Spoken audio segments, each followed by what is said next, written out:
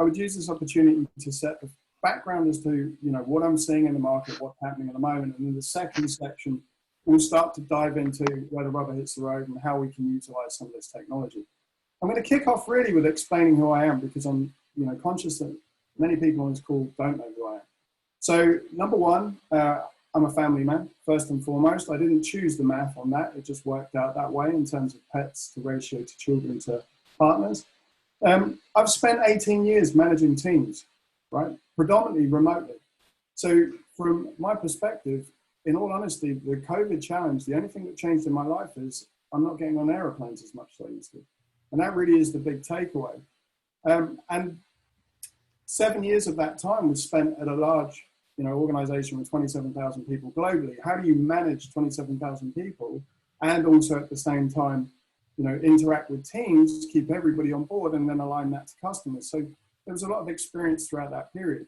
But the outcome of this is that I was co-founder of a software platform called Artflux. Artflux is designed to be, CRM, digital marketing, customer experience, and employee experience, but underpinned with business automation, AI, machine learning, technologies along those lines.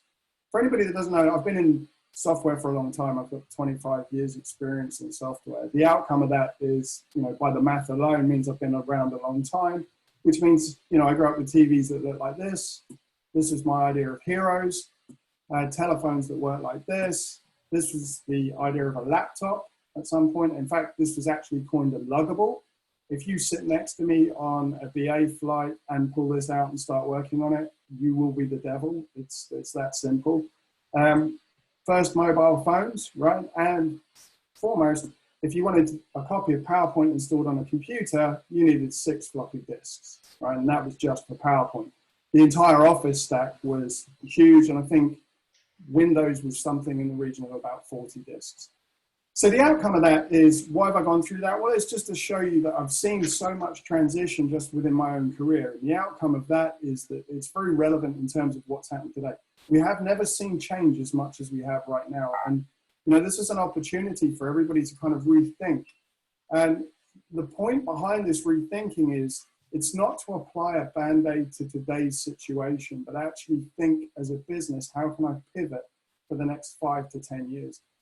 And when you start to look at all the press that's out there at the moment, there's an awful lot of groundswell around the fact that people are going to be able to work from home, not just now, but for the future. You've seen Jack Dorsey come out from Twitter and, CEO of Twitter and Square, and say, hey, whole teams are just going to work from home moving forwards. We've seen Facebook say that within 5 to 10 years, their entire organization will work from home.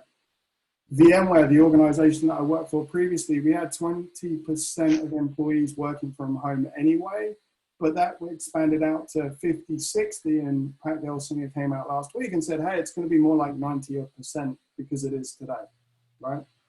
You've seen Westpac, and the reason why I chose their logo, this is an organization that I also worked with quite closely about a decade ago.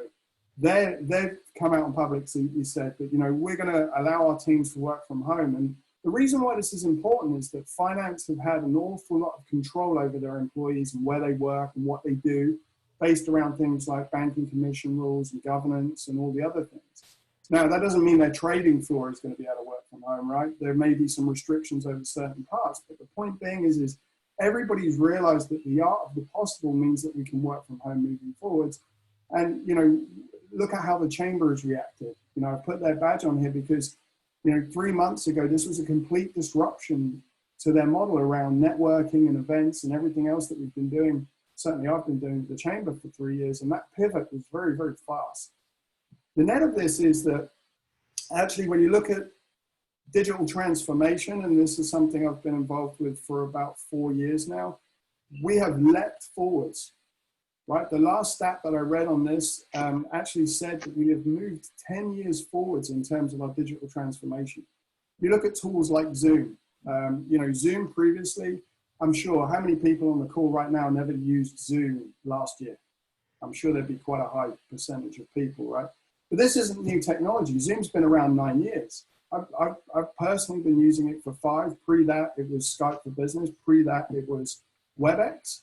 Right? So these tools have been around for a long time. It's just that they didn't have the mass adoption. And that's when they're talking around the fact that this has fast-tracked that digital transformation. And there are many, many other tools that have really kind of jumped to the fray in terms of being able to help organizations be productive with remote staff. In the second section, I'm really going to start to drill down into some of the specifics and highlight maybe some of the areas that may help organizations moving forwards. But the biggest thing that I'll say about, working from home is the logistics, the leadership, the fact that actually it's not a one-size-fits-all type strategy. When you look at the leadership side of things, I hosted a weekly call with my team every week, right? And that was a very transparent, there was a loose agenda. Let's have a conversation. What are people saying? How do we do this? And that was with 140 people spread all over Europe. And we'd get guest speakers on. And it was 1 hour, and it was, it was very much drinking from the fire hose in terms of the amount of content. But we did that. Likewise, I'd have those, bi-weekly one-to-ones, which was, an hour of my time scheduled every week to have that conversation. And the more that I've seen this and the more that I've looked into the number of CEOs and the number of business leaders that have said, actually, you know what, instead of flying to a destination and hosting an all hands in person, right? Now what I can do is I can host 3, 4, or 5 in a day and be much more visible within the organization.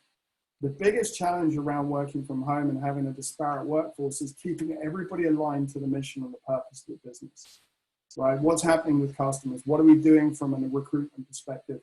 What do we need to know about products or services and how they've evolved? And so the outcome is, you have to be much more visible internally, not just externally.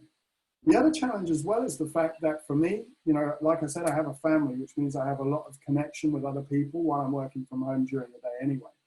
But I have friends that, cannot and find it really difficult to work from home because they're isolated, they're on their own, right? They've got nobody else to talk to unless they're, outside of the house or apartment or whatever it is. And so you have to be empathetic to those people purely and simply because COVID has put an awful lot of strain on them. And I've got one particular friend that lives in an apartment in London. Actually, it's the top of a townhouse. But the outcome of that is, he was stuck, right? The only people that he could talk to were work colleagues. Take that away from him and it's pure isolation. So you have to be mindful to people's mental health and well-being through this. HR practices and policies. We've just hired somebody I have never met face-to-face. The only time we've met is over a Zoom call. Now, again, a number of other organizations that I know firsthand did their hiring that way in the past.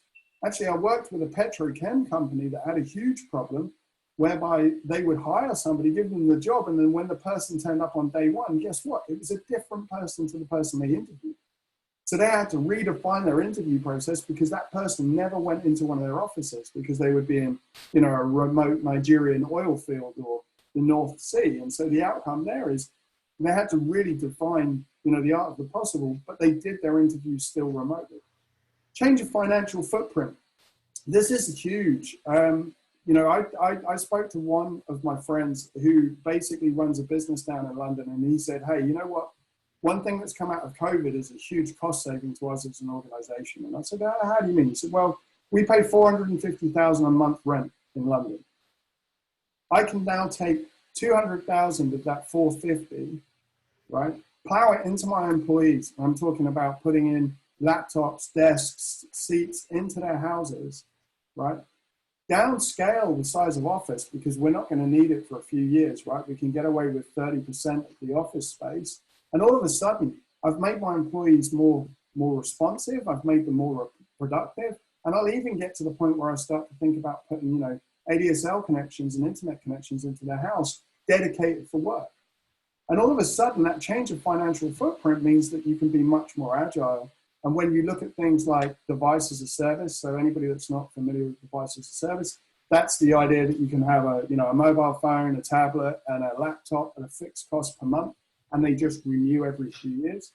You've got cloud-based solutions out there now being the norm. So again, the reliance for on-premise equipment has started to diminish, even phone systems, but we'll look at that in a bit more detail in a second.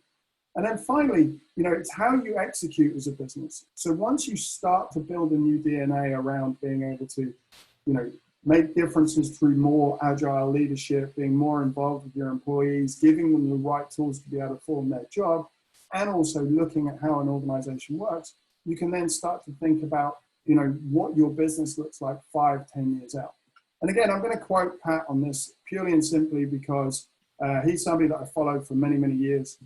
He was voted America's best CEO of 2019, which is, no small feat in itself. And he's saying now, if we look at the cost that they spend in terms of per employee, he reckons it's about 15% of their salary is spent on office space, logistics, and various other pieces.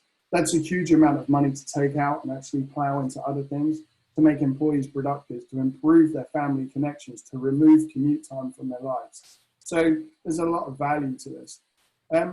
Here's another piece, just to throw this in. Last year, as part of the Chamber, we did a huge series around HR and employee experience. And this is part of our platform, which is, where the kind of tangible connection is. And actually, a lot of businesses are looking at what's considered to be outcome-based roles. And outcome-based roles are entirely different to what we've had previously. So myself, for 7 years, it was an outcome-based role. I could be on a call to Singapore at 4 a.m. I could be on a call to San Francisco at 11 p.m. So my life had no work-life balance. It was just always a blend, which meant I could be in Tesco's Hampton at 10:30 in the morning doing my weekly shop, right? But the outcome is, because I knew what I needed to deliver, because I knew what my team needed, because I knew what our customers needed, it was pure outcome. As long as I got the job done, everybody was happy. And when you think about that, traditionally it's been, say a 9 till 5:30 role, and you expect somebody to sit in a desk whether they're productive or not. But now there's an opportunity to pivot. And as long as people know what their output needs to look like, there's an opportunity for businesses to really kind of move forward. In terms of the mental health side of things, again, we touched on this a second ago. Working from home comes with its challenges. You're not going to have that tangible connection to your employees like you did previously. One of the downsides to working from home is you don't get that water cooler or that coffee cup chat, right? You don't get the unintended consequences of having a conversation, which is, such and such has issues in their personal life, or there's something going on. So I can't stress this enough. If you're going to think about a working from home strategy moving forward, you really do need to understand the mental health side of things. There's opportunities to get third parties involved. And they literally just become a helpline for your employees, completely anonymous, but at the same time as well, helps coach them through those scenarios. We work with a number of charities, including the one Emerson spoke about earlier. We also work with another charity that helps people that require carers. So right now, if you have, an elderly mum or a dad or somebody that requires care, they will actually help you get to the desired end state much quicker than going through some of the council processes, especially if you're somebody that pays for that care. And so being able to help people, right, is a journey as well. It's not a moment in time, because as life moves on, things happen and people need to be very fluid. So I'm just going to pause at this point. That's kind of my 15-minute first half, if you like. The second half will be dedicated to going into the weeds and looking at some of the ways that